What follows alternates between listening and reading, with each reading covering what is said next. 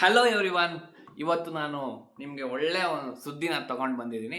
ಅದು ಯಾವುದ್ರ ಬಗ್ಗೆಯಪ್ಪ ಅಂತಂದ್ರೆ, ಯಾರೆಲ್ಲ ಸೆಕೆಂಡ್ ಪಿ ಯು ಸಿ ಮುಗಿಸಿ ಇವಾಗ ಕಾಂಪಿಟೇಟಿವ್ ಎಕ್ಸಾಮ್ಸ್ಗೆ ಪ್ರಯತ್ನ ಮಾಡ್ತಿದ್ದೀರೋ, ಎಸ್ಪೆಷಲಿ ಪಿ ಸಿ ಎಂ ಬಿನ ಯಾರೆಲ್ಲ ಮಾಡ್ತಿದ್ದೀರೋ ಅವ್ರಿಗೆ ಒಳ್ಳೆ ಸುದ್ದಿನ ನಾನು ತಗೊಂಡ್ಬಂದಿದ್ದೀನಿ. ಅದು ಯಾವುದ್ರ ಬಗ್ಗೆಯಪ್ಪ ಅಂತಂತಂದ್ರೆ, ಫಾರಮ್ ಸೈನ್ಸ್ ಕೋರ್ಸಸ್ ಆ್ಯಂಡ್ ವೆಟರ್ನರಿಗೆ ನಿಮ್ಗೆಲ್ಲರಿಗೂ ಗೊತ್ತು.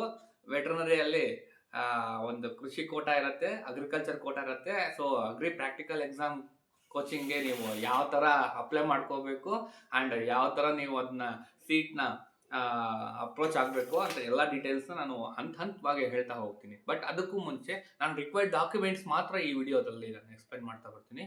ಒಂದು ಬಂದ್ಬಿಟ್ಟು ಫಸ್ಟು ನಿಮಗೆ agriculture certificate or labour certificate important ಆಗಿರುತ್ತೆ. ಸೊ ಇದಕ್ಕೆ ನೀವು ಅಗ್ರಿಕಲ್ಚರ್ ಲ್ಯಾಂಡ್ ಇದ್ದರೆ ಲ್ಯಾಂಡ್ ನಿಮ್ಗೆ ಈಸಿಲಿ ಸಿಗುತ್ತೆ ಅಗ್ರಿಕಲ್ಚರ್ ಸರ್ಟಿಫಿಕೇಟ್. ಇಲ್ಲಿ ಇನ್ ಕೇಸ್ ನಿಮ್ಮ ಹತ್ರ ಲ್ಯಾಂಡ್ ಇಲ್ಲ ಬಟ್ ಅಗ್ರಿಕಲ್ಚರ್ ಪ್ರಾಕ್ಟೀಸಸ್ ಮಾಡ್ತಿದ್ದೀರಾ ಅಂತಂತಂದ್ರೆ ಅದರಲ್ಲಿ ನಿಮಗೆ ಒಂದು ಸರ್ಟಿಫಿಕೇಟ್ ಅಂದರೆ ಅಗ್ರಿಕಲ್ಚರ್ ಲೇಬರ್ ಸರ್ಟಿಫಿಕೇಟ್ ಅಂತ ಮಾಡ್ಕೊಡ್ತಾರೆ.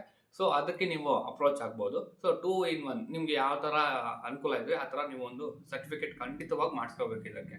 ಆ್ಯಂಡ್ ಸೆಕೆಂಡ್ ಥಿಂಗ್ ಬಂದ್ಬಿಟ್ಟು ನೆಕ್ಸ್ಟ್ ಏನಪ್ಪ ಅಂತಂತಂದ್ರೆ ಅಫ್ಡಿವೇಟ್ ಏನಪ್ಪ ಅಂತಂತಂದ್ರೆ, ನಿಮಗೆ ಈ ಸ್ಟ್ಯಾಂಪ್ ಅಂತ ಬರ್ತಲ್ಲ, ಈ ಸ್ಟ್ಯಾಂಪ್ ಅಲ್ಲಿ ನೀವು 100 rupees ಬೈ ಮಾಡಿ ಬಾಂಡ್ನ. ಅದರಲ್ಲಿ ಫಸ್ಟ್ ನೇಮ್ ಬಂದ್ಬಿಟ್ಟು ಸ್ಟೂಡೆಂಟ್ ನೇಮು, ಸೆಕೆಂಡ್ ನೇಮ್ ಬಂದ್ಬಿಟ್ಟು ರೆಸ್ಪೆಕ್ಟೆಡ್ ಯೂನಿವರ್ಸಿಟಿ ನೇಮು.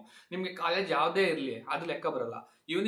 ಯಾವ ಯೂನಿವರ್ಸಿಟಿಗೆ ಆ ಕಾಲೇಜ್ ಸೇರಿದೆ ಅಂತ ನಮ್ಗೆ ಇಂಪಾರ್ಟೆಂಟ್. ಸೊ ಯೂನಿವರ್ಸಿಟಿ ನೇಮೇ ನೀವು ಮೆನ್ಷನ್ ಮಾಡಬೇಕು. ಅದಾದ ನಂತರ ನಿಮಗೆ ಒಂದು ಇನ್ಕಮ್ ಸರ್ಟಿಫಿಕೇಟ್ ಅಲ್ಲಿ ಏನೇನೆಲ್ಲ ಮೆನ್ಷನ್ ಇದೆಯೋ ಅದೆಲ್ಲ ಮಾಡ್ಕೋಬೇಕು. ಸೊ ಇಷ್ಟು ಡಾಕ್ಯುಮೆಂಟ್ಸ್ನ ನೀವು ಪ್ರಿಪೇರ್ ಮಾಡ್ಕೋಬೇಕು. ಇಫ್ ಇನ್ ಕೇಸ್ ನಿಮ್ಗೇನಾದ್ರು ಅನ್ಡಿವೈಡೆಡ್ ಫ್ಯಾಮಿಲಿ ಅಂದರೆ ಜಾಯಿಂಟ್ ಫ್ಯಾಮಿಲಿ ಇರ್ತೀರಾ, ಬಟ್ ತಾತ ಹೆಸರಲ್ಲೇ ಇರುತ್ತೆ ಲ್ಯಾಂಡು, ಅಪ್ಪ ಹೆಸರಲ್ಲಿರಲ್ಲ, ಆ ಟೈಮಲ್ಲಿ ನೀವು ಬೇಕಂತಂದ್ರೆ ವಂಶವೃಕ್ಷ ಒಂದು ಮಾಡಿಸ್ಕೊಂಡು ನೀವು ಅಪ್ಲೈ ಮಾಡ್ಕೋಬಹುದು. These are the documents. First ಈ ಡಾಕ್ಯುಮೆಂಟ್ಸ್ನ ಪ್ರಾಪರ್ ಆಗಿ ಎನ್ರೋಲ್ ಮಾಡ್ಕೊಳ್ಳಿ. ಅಂಡ್ KRIN ಅಲ್ಲಿ ವೆಬ್ಸೈಟ್ ಅಲ್ಲಿ ನೀವು ಅಪ್ಲೋಡ್ ಮಾಡ್ಕೋಬೇಕು. ಆ ಅಪ್ಲೋಡ್ ಮಾಡಿದ ನಂತರ ನಿಮಗೆ ಎಲಿಜಿಬಿಲಿಟಿ ಕ್ರೈಟೀರಿಯಾ ಅಂತ ಬಿಡ್ತಾರೆ. ಎಲಿಜಿಬಿಲಿಟಿ ಕ್ರೈಟೀರಿಯಲ್ಲಿ non eligibility and eligibility list ಅಂತ ಒಂದು ಬಿಡ್ತಾರೆ. ಅದರಲ್ಲಿ ಎಲಿಜಿಬಿಲಿಟಿ ಲಿಸ್ಟ್ ಅಲ್ಲಿ ನೀವು ಪಾಸ್ ಆಗಿದ್ದೀರಾ ಅಂತಂದ್ರೆ ನೆಕ್ಸ್ಟ್ ನೀವು move on for D D pay ಮಾಡೋಕ್ಕೆ ನೀವು ಮೂವ್ ಆಗ್ಬೋದು. ಅದ್ರ ನಂತರ ನಿಮಗೆ ಹಾಲ್ ಟಿಕೆಟ್ ಸಿಗತ್ತೆ. ಸೇಮ್ ಡೌನ್ಲೋಡ್ ಮಾಡ್ಕೊಂಡು ನೀವು ಎಕ್ಸಾಮ್ಗೆ ಎನ್ರೋಲ್ ಆಗ್ತೀರಾ. If in case non eligibility ಅಂತ ಬಂದಿದೆ ಅಂತಂದ್ರೆ ಏನ್ ರಿಕ್ವೈರ್ಡ್ ಡಾಕ್ಯುಮೆಂಟ್ ನೀವು ಮಿಸ್ಟೇಕ್ ಮಾಡಿದ್ದೀರಾ ಅಂತ ಅದ್ರಲ್ಲಿ ನೋಡ್ಸತ್ತೆ. ಸೊ ಅದನ್ನ ನೀವು ಸಬ್ಮಿಟ್ ಮಾಡಿ ನೀವು ಯೂನಿವರ್ಸಿಟೀಸಲ್ಲಿ. ಸೊ ನೀವು ಅದನ್ನ ಮತ್ತೆ ಎಲಿಜಿಬಿಲಿಟಿ ಲಿಸ್ಟಲ್ಲಿ ನೀವು ಮಾಡೋ ಥರ ಮಾಡ್ಕೋಬೋದು.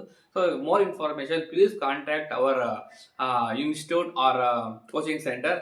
ಭೂಮಿ ಅಗ್ರಿ ಪ್ರಾಕ್ಟಿಕಲ್ ಕೋಚಿಂಗ್ ಸೆಂಟರ್ ಅಂತ ನಮ್ಮದು ಅವೈಲಬಲ್ ಇರುತ್ತೆ. ನಮ್ಮದು ಬ್ರಾಂಚಸ್ ಬಂದು ಚಿಕ್ಕಬಳ್ಳಾಪುರ ಅಂಡ್ ಚಿಂತಾಮಣಿಯಲ್ಲಿ ನಾವು ಅವೈಲಬಲ್ ಆಗಿರ್ತೀವಿ.